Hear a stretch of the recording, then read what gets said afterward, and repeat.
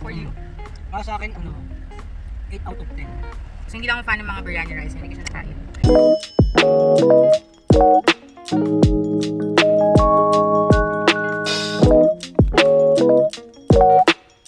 So ayun na nga guys, pupunta tayo sa TCC kung saan may kakainin tayo dito bagong open na. Ano pa ng restaurant na yun, lab? Basta doon guys, merong yung mga brisket like smoke, ayan. So pupuntip lang tayo, ayan. So let's go, maliligo pa kami ng aking asawa. Lab. Kagising lang na talaga niya kasi napagod siya eh, nakatulog. So ayun. Let's go. So ayun na nga mga bossing.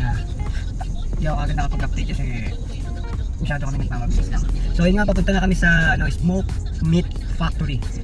Located siya sa Dera, sa may Centurion yung ipapost ko yung details sa baba ng restaurant na yan na pupuntahan namin. So let's go, vlog.